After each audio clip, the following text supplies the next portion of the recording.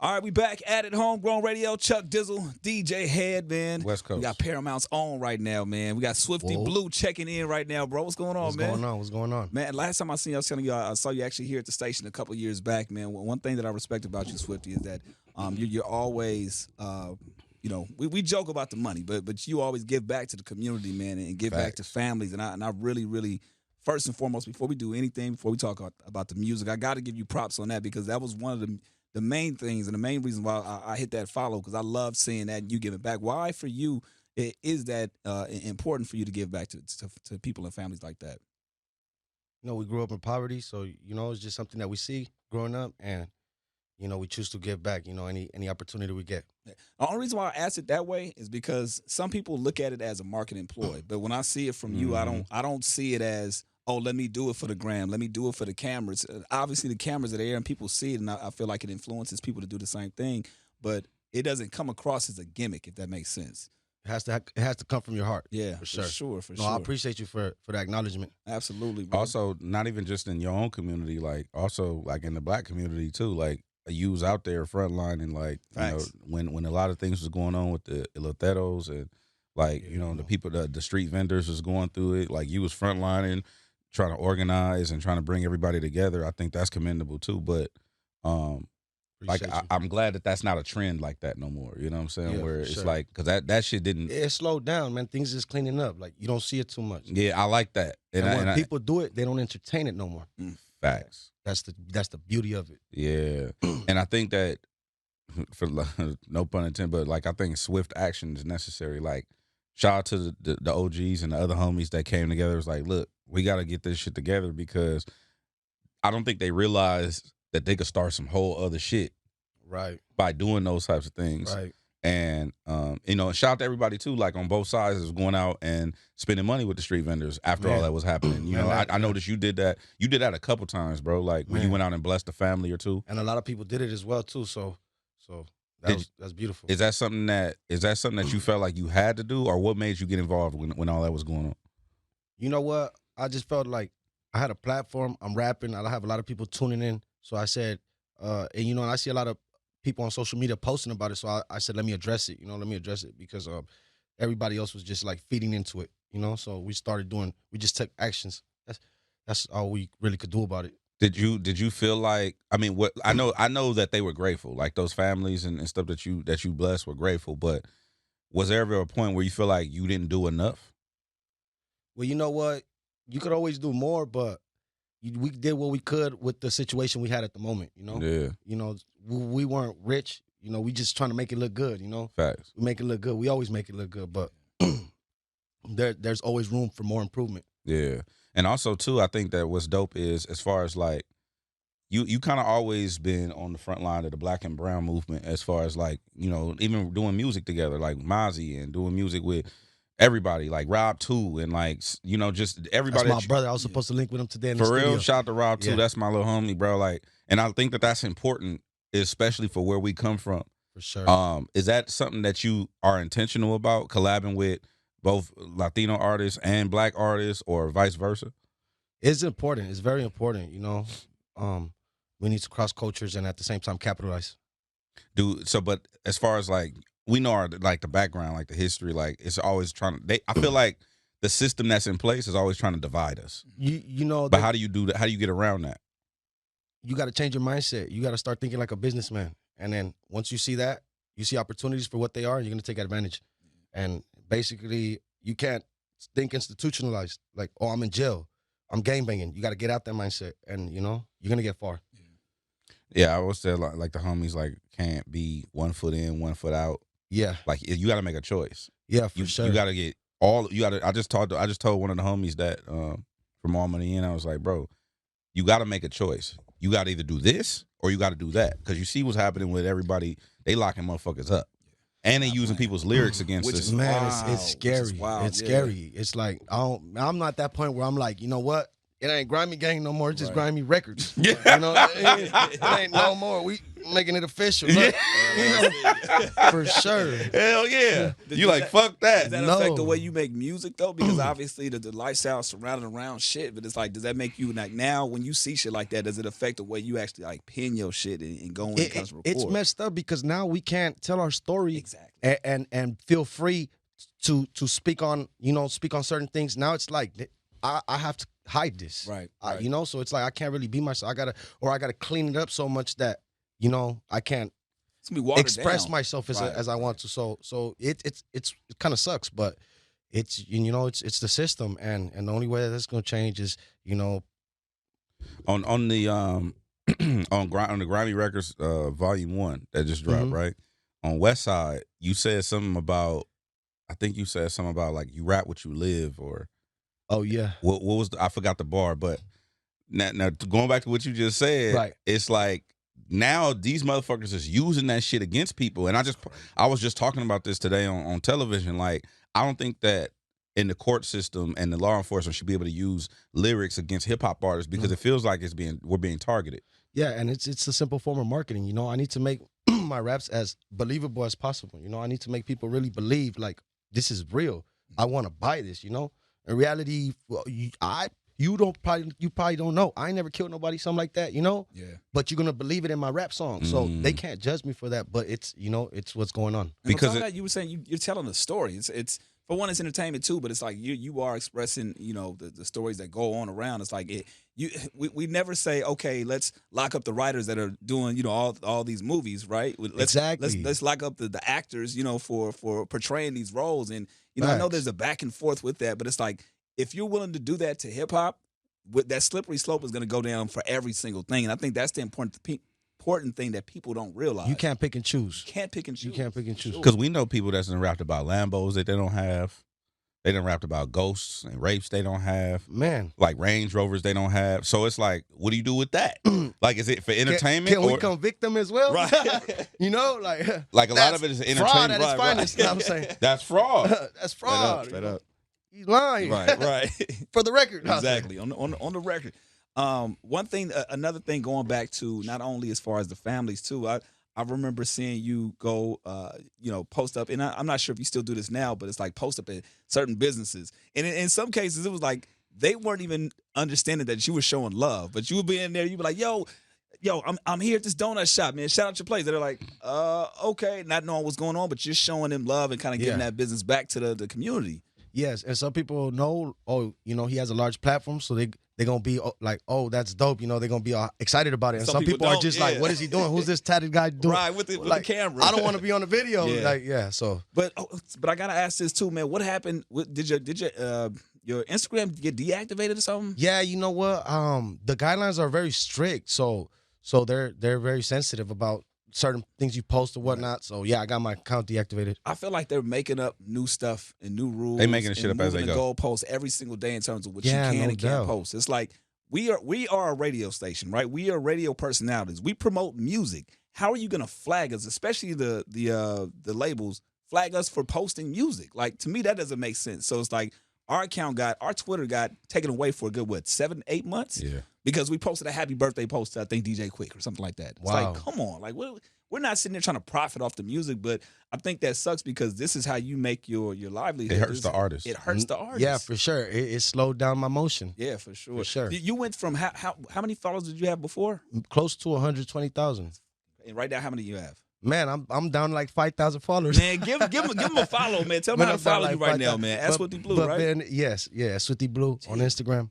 Man. Did you try to get your account back or what? Yeah, man, I even reached out to some people that they say they can get through they can message them directly, whatnot. We tried to do that, didn't work. Spend a little money to try to get it back, didn't work. We were able to recover the name, but not the account. So wow. So you had to start from scratch. Yeah, no doubt. But if we did it once, we can do it again. Of course. Regardless, it's all good, man. Sure. The internet doesn't make us or break us. Exactly. Nah, I totally understand. Now, when it comes to dropping music, bro, you dropped 4 albums in 2020. Going crazy. Yeah. And was that the time period where you was locked up, or was that in 2020? That's before I went to jail. That's before. So you was revving up, or what was the reason why you dropped every quarter? Well, I was just really focused and trying to put out content. That's it. Flood. That was my main focus. Just work and stay consistent. But it's cool. It's cool. But now we're like, let's just get some money. Let's get some more money. Get some money. Invest in better content. Got you. I seen something. We mentioned something about being one foot in, 1 foot out. But I seen something that you said you really start taking it serious, or like really the output got serious in 2018 for you. What was it about that for you that said, okay, I'm gonna start taking music serious and kind of like put my foot forward in terms of like really acting as a businessman and really moving forward as far as the music? Because I know you've been rapping before that. I was tired of not being sure what I wanted to do, like not having a stable job, hustling and stuff. I said, I need to do something. I need to do something stable, like and I felt like it was the way to go, not knowing that you got to put in so much work. For sure. But I was just ready to go in. I was like, let's do it. What were you doing prior to music? I was doing, like 9 to 5, like fast food restaurants, regular stuff. I was on some regular stuff. I gotta hear this then, man. All right, what was the last fast food restaurant you worked at? Habit Burger. Habit Burger. Okay. Habit Burger. Habit Burger. What? No, it's Habit Grill. Habit Grill. Whatever. The shit's fire. What is it called? Habit Burger and Grill. Yeah, Burger. yeah. Habit Burger. Wait, let me ask. Wait, Yeah. is okay because They have one in Paramount. I like that. But when I order the sweet potato fries, I'm not finna ask you about the menu, but Oh no, more. yeah, no, I'm finna ask you. I gotta talk to management about this. What's wrong with them? No, I wanted to know, like, is that shit pressure really for that sweet shit. potato? Because it sounds like it tastes when I order it, be tasting just like sweet regular fries, and they put coloring on them. All I know is they come frozen in the bags and shit. Got you. You know what I'm saying? I So got you. I don't know, but they fire though. Yeah, they They good, fire but it for just sure. like, bro, this shit ain't like other sweet potato fries I be Yeah, having. they just some real good frozen ones. Got you. What's That's the it. wildest thing that you've seen as an employee? And what's the wildest if you had like a customer that came up to you, or like a wild experience with a customer, working for fast food? Or do you have one? Because we do this segment called Curbside Confessions, where we have Let me see. people call in and let us know. Well, shit. The wildest not that I seen, but that I was right there hustling at work, so I'm right there flipping the burgers, take a break, go to the restroom, serve the homie. Oh wow. Yeah. You know what I'm saying? Look, with some sweet potato fries. You know what I'm Okay, saying? he was serving I'm with like, some sweet potato fries. do my Thug Dizzle. Out of the Habit Burger. After Habit Burger. So did they fired your ass, right? Yeah, man. Yeah. No, but check this out. I messed up though. I fucked up. Before they fired me, I quit. Okay. So then You knew it was coming though. yeah, I seen it coming. Like I saw that they pulled me to the cut, want to talk to me. I said, you know what, I'm done. I don't want to work here. I'm tired of this establishment. I am But going then, to be held down by the system. I quit. when I filed for unemployment because I didn't have a job no You more, quit. they Yeah. said, you quit, you can't get it. Yeah, you can't So I get was like, oh man, You know what how can that I shit. do? I don't know what to do no more. I'm like, damn, man, would I quit my job? Man, I got like Yeah. $40 in my pockets. You know what I'm saying? When did you have the face tats when you was working there? You know what? I was blasted just like on my neck and stuff, not on the face. You know what I'm saying? They just asked me to cover them up so I wear long sleeve. Like Oh, the turtleneck? Yeah, for sure. You was wearing Long sleeve turtleneck cooking burgers? Yeah, man, I was in there. I had to make my money, so I had to do what I had to do. Sweating. Sweating like a motherfucker. What was the first face tat you got? The first one was it was the ES. Gotcha. ES. And then, how many tattoos do you have total? Do you know? Do you even know? Too many, man. I can't keep count. You don't even know no more. No, for sure. Possibly. Do you have space left, like on your arms or? On the inside, like up here. Oh, I heard that shit hurt. Yeah, sensitive. So we avoided those Yeah. spots. You know what I'm saying? You know what I'm saying? No, yeah. You Yeah, gotta be I was smart. like, You yeah, gotta I be ain't smart. fucking with that. Nah, go No, to yeah. face. Fuck Bro, that. it's two things, bro. I know some stone cold like street niggas. I know killers. They They don't ain't fuck hitting with the they don't rib. fuck with certain areas of tattoos, and they don't fuck with the dentist. Nope. Nope. Hey, I see Nope. you said I could have got the veneers, but I got, you know what I'm saying? I got these perms. joints. Yep. Yeah, I went and got perms. Got 'em, Man, got 'em. and I was already in motion to get my veneers, but it was so much. I went from my Invisalign to I was supposed to get an implant and then my veneers, and it was so they talking about drilling a hole in this. I said, okay, let me holler at my jeweler real quick. Well, what can you do for me? What, for this much? All right, never mind. I'm taking a trip to Texas. Damn. Yeah, I just chose to get perms instead. Yeah. Yeah. Yeah, and later on, like whenever I'm ready to get, I'll go get my mouth fixed again. Go get some veneers. Wait, That's it. so wait, so you said like yeah, these permanent? perms, I can't snap them out. Really? Yeah, these perms. Permanent? Yeah, perms, like they're cemented on. I didn't shave my teeth. That's why they look kind of bulky. Like when people get veneers put in, and they don't shave their teeth in them. They look chunky. Yeah. So that's why they look like that. But So no, there's some. So how do you clean and like you floss and mouthwash, and then you just brush up your tongue. So do you? But I'm saying so it's not like toothpaste, like Well, because it'll fuck it up, right? Well, they didn't tell me nothing about not using toothpaste. This is flawless diamonds and 18 karat gold, so I don't think it'll fuck it up. You know what I'm saying? You know what I'm saying? But for sure, mouthwash and then you floss. And I remember being on the road with Cash Money. When my big homie Glass, he signed it Cash Money back in the day, and I remember they flossing. Birdman and Wayne had the perms, right? And we would go to restaurants, and they would always ask for plastic utensils. I thought they was weird, but they couldn't use metal shit because it'll fuck with they shit. Is that the same thing? You can't use metal. Yeah, you don't want to be buying nothing hard, and like it's better to cut stuff down before you eat it. Just so you're not, you know what I'm saying? Just to help you break it down. Because they're thick, so it's like, you know what I'm saying? You chop so they don't cut through shit like that. Yeah, but I eat cool, you know, like I got used to it already. So you ain't no biting a big ass Happy Burger. The rare steak. Man, you just gotta, you might have to cut the motherfucker down or something, you know what I'm saying? right. Like a toddler and shit like that. He cutting up his beans and weenies like, yeah. Or you could eat it like that, but you know what I'm saying? It's hard to bite down and really rip shit, you know? So no beef jerky, like none of that shit? I haven't tried no beef jerky. I was already chewing gum with them and shit. Oh, you tripping? No, man, none. They didn't get stuck or none. Like really? Yeah. Did they give you any guidelines? Okay, this is what you can and this is what you can't do. They ain't. He just told me. I told him, man. You know I smoke heavy. Yeah. So what's up? Are they gonna get black or something? He's like, nah, you good. Get 18K, you be all right. You know what I'm saying? Got to get the good gold. You know what I'm saying? Yeah. Damn, I wish I would have known that. I'd have had a piece of beef jerky here for you. I'd have Man. Hey, try to bite this. Yeah, we going viral. Bite this. Yeah. Man. Pull his whole shit out. Nah, man. I was already fucking with him. Like, I even told my mom, try to pull one out. Like, nah, not coming out.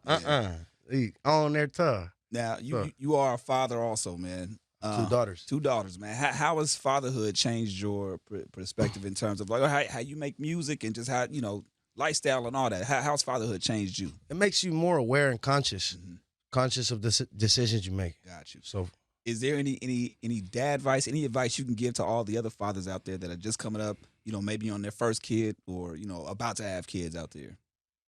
Yeah, just make sure you always stay involved and just work hard, you know, to, you know, sometimes you got to make sacrifices and make sure you make those sacrifices. Yeah, for sure. For the now what you got? I know since you a machine, bro. Like it ain't too much time passing between you dropping. So I know you got something that you working on. You cooking up. So I went to Texas. I linked up with Brick Wolfpack from Paper Route Essays. He fucking with Key Glock. You know what I'm saying? Heavy, like real heavy. And he out there running the scene in Houston. So I went over there. He let me sleep at the house at the mansion. Let me sleep at the mansion. Show me all types of love, man. You know what I'm saying? I just met this man. You know what I'm saying? It's just based off of what he's seen. And we talked once. We went live one time on Instagram when I had my other account. Based on the music and shit too. Yeah, he said he was fucking with what I was doing out here. That's what's up. Does that not change your perspective, but it's like we move a little different out here. No right? doubt. In terms of like how you roll with people, you don't just trust people like that. But I've heard that story on many occasions. Like the homies that fly out to the South and they just open door policy. He had $250,000 of jewelry on. He had $250,000 jewelry on, big chains. PRE, you know, you could imagine Key Glock, Young Dolph, rest in peace, how they was coming. Facts. You could imagine one of the essays fucking with them, how he coming. Yeah. They fucking with him for a reason. You know what I'm saying? Key Glock come to Houston, he fucking with little bro. Well, big bro. You know what I'm saying? He big bro, but you know, he little bro to Key Glock. Yeah. So, man, he let me sleep at the house. Like, you know, like I everywhere I go, I got something on me. Yeah. Everybody knows that. He wasn't worried about none of that, you know? Yeah. Is that a mind fuck for you? Like, yeah. You know, because you know, like shit, where we come from is gutter. Like the first thing you can imagine is like they gonna tie you up and this, that. Yeah. You know, and I'm not gonna lie, shit, we all money in, we cutthroat. So it's like it is what it is.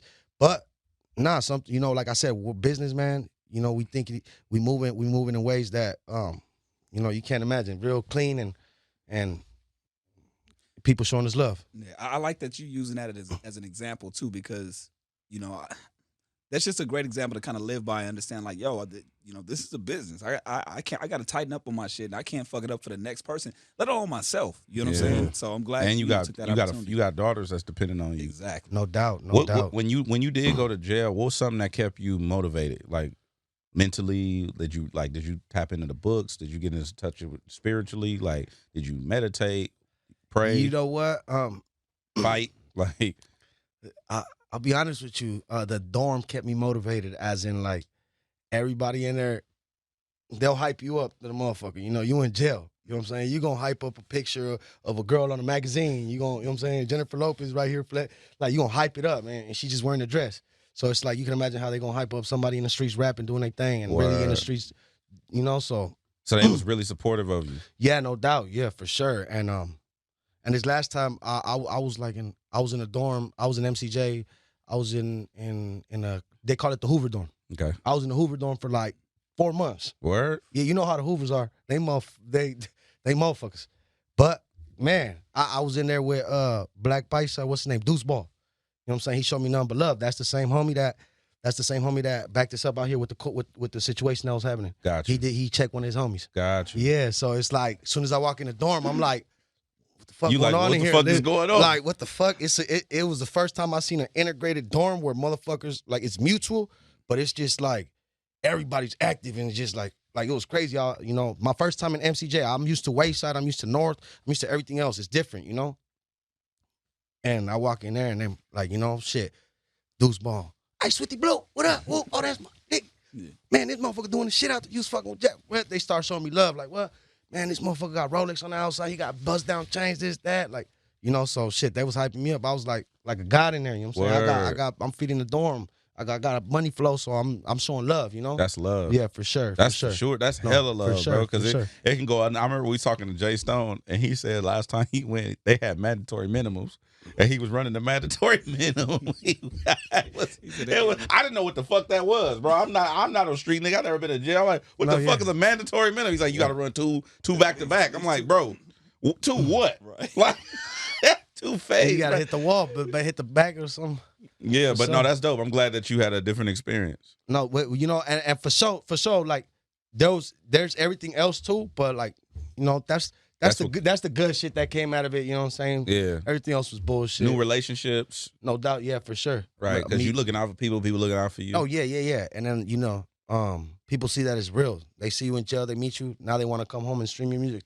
Tell their family I was in jail with Swifty Blue. Look, this fool's doing it. That's love. He was on TV, he on the radio, whatever. That's love. That's what's up. I love to hear that. It's a network, man. Grimey Park EP, man. Talk about that, man. You just dropped that about a month ago, man. Talk about how that all came together. Man, free Peysoh. Shout out Suede. You know what? Before me and Suede went to jail around the same time, we were supposed to link and talk business because he was in the middle of getting signed to Atlantic. Mm-hmm. And I was just trying to big bro him, like help him out, you know, like look, I already been doing music for a little minute, and then we came out of jail, we linked up, we did a record. Peysoh homie Peysoh had just got out of jail, or he was on house arrest, so I put up on Lil Peysoh, told him, hey, I did this with Suede, get on it. He got on it. We shot a video, that shit went crazy. Yeah. After that, we just said, you know what, we gonna keep pushing, drop a project, you know. Oh yeah, hell yeah. That's dope, man. Hell yeah. How do you respond to how does Swifty Blue maneuver with everything going crazy in the streets? Like, because it's a lot, we losing a lot of rappers, and the conversation is being a rapper is one of the most dangerous things to do. Man, it's dangerous. In America is be a rap artist, right? It's dangerous. How do you navigate that? You need to be very careful and cautious. You need to play it safe at all times. Play it safe, you know? What you mean by go with your gut feeling. Man, should I really be out here with all the homies at this time if I'm not collecting a check? Or should I be right here doing this, just hanging out with these people? Is it really beneficial to me? Be with your daughter. You know, exactly. Yeah, let me, you know, for sure. Bet. I fuck with that. Hearing the music, man, there's a lot of talk of just not trusting. You know what I'm saying? Not trusting anybody here and there. Is there anybody that you do lend that trust to, or is it still kind of like? No, yeah, I have a handful of individuals that I trust with my life. Got you. For sure. Got you. Man. And is that something that's ongoing? Like today, tomorrow? You know what? The only way that could change is with their actions, but majority of them have proven to me, you know, and still to this day, show me that their loyalty is there. I feel that.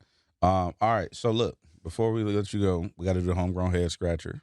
All right. These are test questions, middle school test questions. I'm gonna give you. Don't get nervous, Swifty. Come on now. So you just blew my head. I'm like, what? So Middle, you taking me away? I seen the thoughts going. He's like, oh shit. These are middle school test questions. You can't Google nothing. Don't look at Vic. But what we're doing is, so we have listeners call the radio station, okay, and they guess whether you got it right or wrong to win tickets. You know what I'm saying? So even if you don't know an answer, just take your time and guess. All right, for sure. Because they gonna guess whether Swifty got it right, wrong. Okay, cool. And that's how they win and shit. Oh yeah. All right, ready? All right, the first one. What color is the planet Neptune? Take my time to answer or Whatever. okay, look, it's blue. It is blue. That was Swifty. All You right, know what I'm ding, ding, ding. That was a setup. That was a setup. You know what I'm saying? Like See if his clock was ticking. You know, look,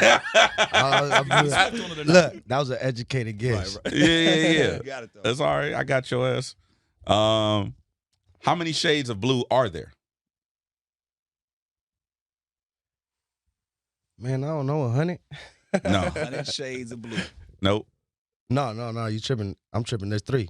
Nope. Baby blue, navy blue, Dodger blue. Nope. Nipsey blue, Swifty blue. That's 5 right there. I can give you 100 of them.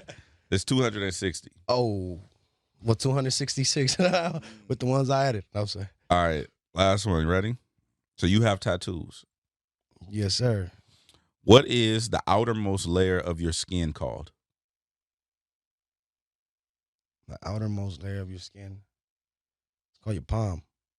What? I don't know. What the fuck did he say? I said it's called your palm. No. I don't know. No, that's not it, Swifty. That's not it, bro. It's called epidermis. Oh, man, I was close. No, he said I was close. That was the next one. No, it wasn't. No, Shut the fuck up, bro. You got one more. That's it. No, that's it. That's it. Now I hear you got a Spanish album in the works. Spanish album in the work. Okay. Yes, sir. Talk about that, man, because you know I know for you is it easier to rap in Spanish or do you care? Like how does that work for you? You know what? I'll be honest with you. I just gave it a shot. And you know, I'm not the best at it. Got it. So do you feel like it's more of like a challenge? For sure. Got it. For sure. Now the big homie D Smoke, you know what I'm saying? Man. He's working with you as well. Yeah, man. He laced up a verse. Is it gonna be on that album? It's on the album for sure. Y'all Yeah. both, now who out Spanish rap the other? Yeah. Man, he Did did. he get He you? did. He got me. He got you? Oh, shit. Oh, my God, bro. No, for sure, I've brother. been waiting for this moment. Oh, this is crazy. But you know what though? I heard he used to teach a Spanish class. Of course he did. Hell So yeah. you know, I never did that. Bro, but you come on fluent. You not a no sabo, though. Not necessarily, you know. Oh man. My Spanish is not the tightest. It's not like, you know, it's not the best. I can't sit there and translate for you, but I can talk to you in Spanish. Let me ask you and this. I can spit some. So when you got the verse back from Smoke in Spanish, did you have to rewrite your shit? I wanted to a little bit. I wanted to, but they didn't let me. Okay. They like, Yeah, you gotta can't go sit out with like this that. one. Yeah. Yeah, you gotta sit there and take go this out shit like up. that. It's a hard record, man. Got you. You know. So. Do we get the name of it, or you want to hold on to that? Yeah, or? you know what? The name of the record is called Preguntas. Okay. Preguntas. That's questions. Questions. Yeah. Yeah, for sure. Okay. And what's the name of the album? The name of the album, it's called, what was the name? Help me out. You're horrible. You know what? Because we did the album before I went to jail. Gotcha. Okay, You get what I'm so work on saying? that. So, Got it, and got I've been working so much. I've been locked in. You don't know how many albums you got in the I got work in the cut. Yeah, for sure. Got you. Yeah, So so questions or preguntas is the single with yes, D-Smoke. exactly. Got you. Exactly. In the album, I'm that's sure the one you got have to look out for. So Got just it. look out for Preguntas, Got you. and you'll be straight. You'll be Once all that right. comes, you know the album's Exactly. coming soon. Got you, That's man. what's up. We appreciate you pulling on up, man. This is long overdue, and you know we look forward to seeing you continuously progress over the years and keep doing your thing, man. Is there anything else you want to tell the people out there how to find you? What did you say? You know we was about to get choked the fuck out for this shit. He's like, wait. Elevación. Man, you know what? Elevation. Yeah. Elevación. That's the name of the album. It's because I was smoking, I was elevating so There we much. go. That's what it means. You know, should've known the elevación. name. All right. there No, we yeah, go. for sure. Let me ask you this last thing about about the Spanish thing, right? Is that like a big thing in the Latin community where like people can't speak Spanish? I know it's called a no sabos, right? Yes. Is that like is that really like something where the Latin community don't fuck with no sabos? You can't be a leader if you can't communicate with your people properly. Think about that, you know. I'll take it. Bet. Or you can get D-Smoke to translate for you. Yeah. Man, that is, Right. right. You always got that, man. Swifty Blue, D-Smoke, man, he's great. Appreciate you coming on through, man. It's Homegrown Radio, Chuck Dizzle, DJ Head, Swifty Blue. Appreciate you, fellas.